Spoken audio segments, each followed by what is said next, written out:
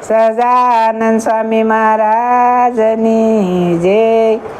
હરિકૃષ્ણ મહારાજની જય. સ્વામિનારાયણ ભગવાનની જય. નીલકંઠ પ્રભુની જય. સ્વામિનારાયણ હરે, સ્વામિનારાયણ હરે. વસનામું 63 બળ પામવાનું. સંવત 1881ના માક્ષરવદી બીજને દિવસ સ્વામી શ્રી સહજાનંદજી મહારાજ શ્રી ગરડા મધ્યે દાદા ખાસરના દરબારમાં પોતાના ઉતારાને વિશે બિરાજમાન હતા ને સર્વશ્રેષ્ઠ વસ્ત્ર ધારણ કર્યા હતા ને પોતાના મુખારવિંદની આગળ ભજનાનંદ સ્વામી શ્રીમદ ભાગવતનો પાઠ કરતા હતા ને પરમહંસ તથા દેશ દેશના હરિભક્તની સભા ભરાઈને બેઠી હતી. પછી મુક્તાનંદ સ્વામીએ પ્રશ્ન પૂછ્યો છે, હે મહારાજ, દ્રષ્ટાને દ્રશ્યના મધ્યમાં જે વિચાર રહે છે તે દ્રષ્ટાને દ્રશ્યને જુદા જુદા રાખે છે. એમાં જીવનું જાણપણું ક્યું જાણવું ને ઇન્દ્રિયોંતકરણનું જાણપણું ક્યું જાણવું? પછી શ્રીજી મહારાજ બોલ્યા છે, અમને તો એમ જણાય છે જેનો જીવ અતિશય બળને પામ્યો હોય તેને તો અંતકરણની વૃત્તિઓ તે જીવની જ વૃત્તિ છે અને તેના 4 ક્રિયાએ કરીને 4 વિભાગ જણાય છે અને તે અંતકરણમાં તે ઇન્દ્રિયોમાં જાણપણું છે તે જીવનું જ છે. તે ઇન્દ્રિયો અંતકરણને જ્યાં ઘટિત હોય ત્યાં ચાલવા દે, તે જ્યાં ઘટિત ન હોય ત્યાં ન ચાલવા દે. અને જેનો જીવ અતિશય બળનો પામ્યો હોય તેને તો ભૂંડું સ્વપ્ન પણ આવે નહીં. અને જેનો જીવ નિર્બળ હોય તેને તો સાંખ્યના મતને અનુસારીને એક દ્રષ્ટા એવો જે પોતાનો આત્મા ને આત્માપણે રહેવું પણ ઇન્દ્રિયો અંતકરણ ભેળું ભળવું નહીં એવી રીતે સતારૂપ રહેતા થકા એનો જીવ બળને પામે છે. અને એથી પણ બળ પામવાનો એક અતિશય મોટો ઉપાય છે.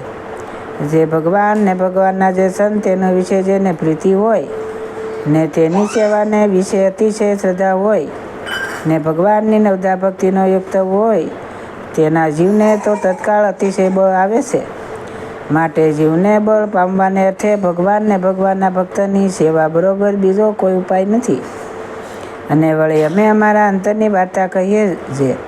જ્યારે અમે આંગનો તરાની સાલમાં માંદા થયા હતા ત્યારે કૈલાસ ને વૈકુંઠ દેખ્યામાં આવ્યા ને નંદીશ્વરની અવસવારી છે તે ગરુડને સ્વારી પણ અમે કરી. એમ અમારા દીઠામાં આવ્યું પણ તે સામર્થ્યમાં અમને કાંઈ સારું લાગ્યું નહીં. પછી તો અમે કેવળ સતારૂપે કહેવા માંડ્યું ત્યારે સર્વે ઉપાધિની શાંતિ થઈ.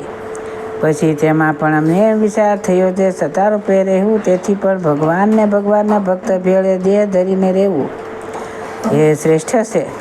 માટે અમને એમ બીક લાગી જે રખે સતારૂપે રહીને તે પાછો દેહ ન ધરાય. માટે દેહ ધરીને ભગવાનને ભગવાનના ભક્તની ભેળે રહીને ને તેને અર્થે સેવા બની આવે એ જ અતિશય શ્રેષ્ઠ સાધન છે. અને જ્યારે જીવને અંત સમો આવે છે ત્યારે અનંત જાતની આર્થિક ને ઉપાધિ પ્રગટ થાય છે. પછી ભગવાન કે ભગવાનના સંતનું જ્યારે દર્શન થાય છે ત્યારે સર્વે દુઃખનો નાશ થઈ જાય છે. એવો ભગવાન ને ભગવાનના ભક્તનો મહિમા મોટો છે. અને ભગવાનના ભક્ત છે તે તો કેવળ બ્રહ્મની જ મૂર્તિઓ છે. એને વિશે તો મનુષ્ય ભાવ લાવવો જ નહીં. અને જેમ પોતાના દેહના કુટુંબી હોય છે તેને તેના દેહને અર્થે આપણે વઢીને કહીએ ને આપણને તે વઢીને કહે પણ ધર્મમાં કોઈકને આટી પડતી નથી. તેમ ભગવાનના ભક્ત સંગાથે વર્તવું જોઈએ. અને જેને ભગવાન કે ભગવાનના ભક્ત સંગાથે આટી પડી જાય છે તે તો અમને દીઠો પણ ગમતો નથી ને તે ઉપરથી રીસ પણ કોઈ દિવસ ઉતરતી નથી. અને આ સંસારમાં પંચ મહાપાપના કરનારાનો કોઈ દિવસ છૂટકો થાય પણ ભગવાનના ભક્તના દ્રોહના કરનારાનો કોઈ દિવસ છૂટકો થતો નથી. માટે ભગવાનના ભક્તની જે સેવા કરવી તે બરોબર કોઈ પુરુષ નથી ને ભગવાનના ભક્તનો દ્રોહ કરવો તે બરોબર કોઈ પાપ પણ નથી. માટે જેને પોતાના જીવને બળવાન કરવો હોય તેને તો ભગવાન કે ભગવાનના ભક્તને મન કર્મ વચને શુદ્ધ ભાવે કરીને સેવવા. એથી વસનામૃત ગરડા મધ્યમનું 63 જે તે થયું. સહજાનંદ સ્વામી મહારાજની જય. હસનામૃત 66 પુરુષોત્તમ ભટ્ટના પ્રશ્નનું સંવત 1881 પોષ સુધી 7મને દિવસ સ્વામી શ્રી સહજાનંદજી મહારાજ શ્રી ગરડા મધ્યે દાદા ખાસરના દરબારમાં શ્રી વાસુદેવ નારાયણના મંદિરની ઓસરીએ ઢોલિયા પર ગાદી તખ્યા નખાવીને ઉત્તરાદે મુખારવિંદે વિરાજમાન હતા અને સર્વશ્રેષ્ઠ વસ્ત્ર ધારણ કર્યા હતા અને પોતાના મુખારવિંદની આગળ મુનિ તથા દેશ દેશના હરિભક્તની સભા ભરાઈને બેઠી હતી. પછી સ્વયંપ્રકાશાનંદ સ્વામીએ પ્રશ્ન પૂછ્યો છે, હે મહારાજ, ભગવાનના જે અવતાર છે તે સર્વે સરખા છે કે તેમાં અધિક નિજ ભાવ છે?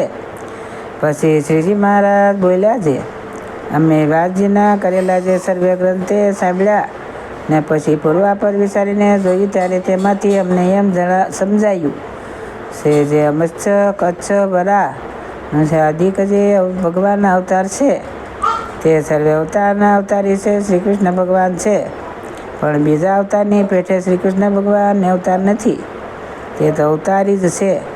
એવા જે શ્રી કૃષ્ણ ભગવાન તે આપણા ઈષ્ટદેવ છે અને તે શ્રી કૃષ્ણ ભગવાનના ચરિત્ર શ્રીમદ ભાગવત પુરાણના દશમ સ્કંદને વિશે સંપૂર્ણ કયા છે. માટે આપણા ઉદ્ધવ સંપ્રદાયને વિશે અમે દશમ સ્કંદને અતિશય પ્રમાણ કર્યો છે અને બીજા જે સર્વે અવતાર તે પણ શ્રી કૃષ્ણ ભગવાનના જ છે. માટે અવતાર ને એ અવતારના પ્રતિપાદન કરનારા જે ગ્રંથ તે સર્વને આપણે માનવા, પણ વિશેષ કરીને તો શ્રી કૃષ્ણ ભગવાન ને તેના પ્રતિપાદન કરનારા જે ગ્રંથ તેને જ માનવા. પછી પુરુષોત્તમ ભટ્ટે પ્રશ્ન પૂછ્યો છે, ભગવાન જીવના કલ્યાણને અર્થે આ જગતને સૂઝે છે, તે વિશ્વના ઋષિ હોય તે માયા ઉદરમાં જીવ હોય તેનું ભગવાન કલ્યાણ કરે તો શું ન થાય? જે આટલો વિશ્વ સૂઝવાનો ભગવાન દાખલો કરે છે એ પ્રશ્ન છે. પછી શ્રીજી મહારાજ બોલ્યા છે, ભગવાન શ્રી કૃષ્ણ પુરુષોત્તમ છે તે તો રાજાધિરાજ છે અને અખંડ મૂર્તિ છે અને પોતાનું અક્ષરધામૃતિ જે વખત જે તખત તેને વિશે સદા બિરાજમાન છે અને તે અક્ષરધામને અક્ષિત અનંતકોટી બ્રહ્માંડ રહ્યા છે. તે જેમ કોઈ એક મોટો ચક્રવર્તી રાજા હોય ને તેને અસંખ્ય ગામડા હોય, તેમાંથી 1-2 ગામ ઉજળથી હોય અથવા વસ્યા હોય, પણ તે તો તે રાજાની ગણતીમાં પણ ન હોય. તેમ શ્રી કૃષ્ણ ભગવાન તે અનંતકોટી બ્રહ્માંડના પતિ છે. તે બ્રહ્માંડનો કાંઈ એક સામટો પ્રલય થતો નથી અને તેમાંથી એકાદા બ્રહ્માંડનો પ્રલય થાય તે તો ભગવાનની ગણતીમાં પણ નથી. અને તે શ્રી કૃષ્ણ ભગવાનનો દેવકીજી થકી જે જન્મ તે તો કથન માત્ર છે અને શ્રી કૃષ્ણ તો સદા જન્મા છે અને તે શ્રી કૃષ્ણ ભગવાનનું જ અક્ષરધામ છે તે અતિરેકપણે તો પ્રકૃતિ પુરુષ થકી પર છે અને અન્યપણે કરીને તો સર્વ ઠેકાણે છે.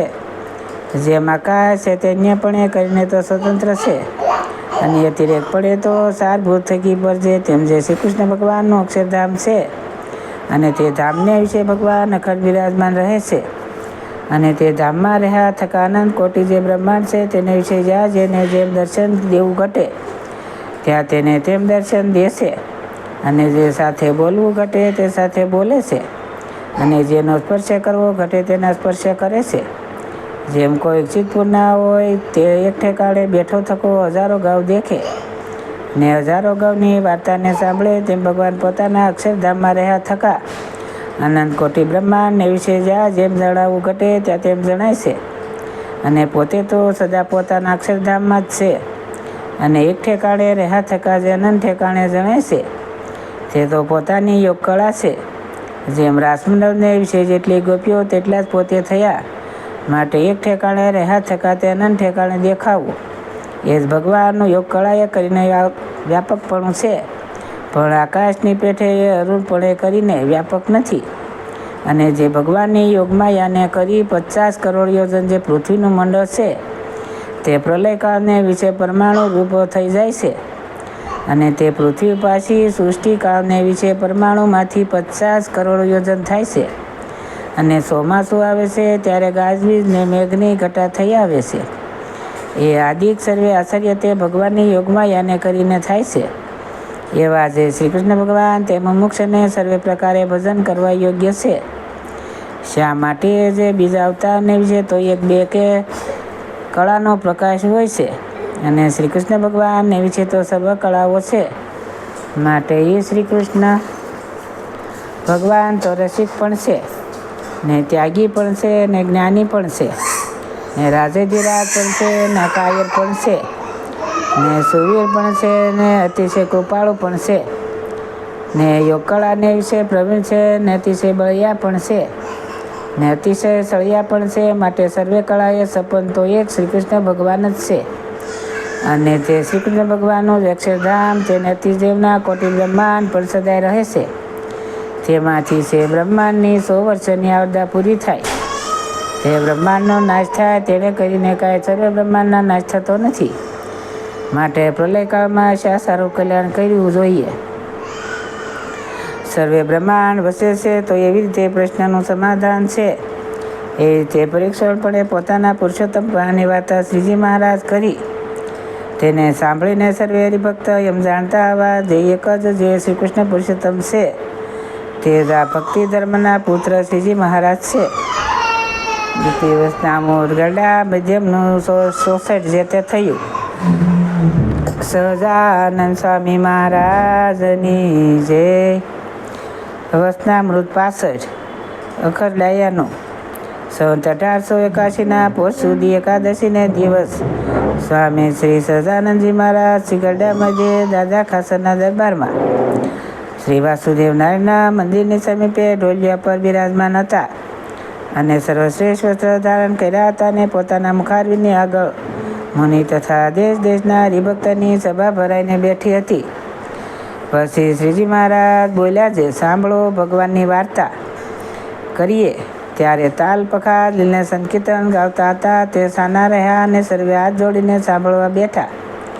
પછી શ્રીજી મહારાજ બોલ્યા છે, જીવના કલ્યાણને અર્થે ભગવાનના રામકૃષ્ણાદિક જે અવતાર થાય છે, તેને તો માયાનું કાર્ય એવું જ જગત, તેમાં કોઈ ઠેકાણે મોહ થતો નથી, અને પોતાના અવલૌકિક પ્રતાપે કરીને નિષ્કંદ વર્તે છે, અને પોતાના ભક્તજનની ભક્તિને અંગીકાર કરવાને તે પંચવિષયને પણ સારી પેઠે ભોગવે છે.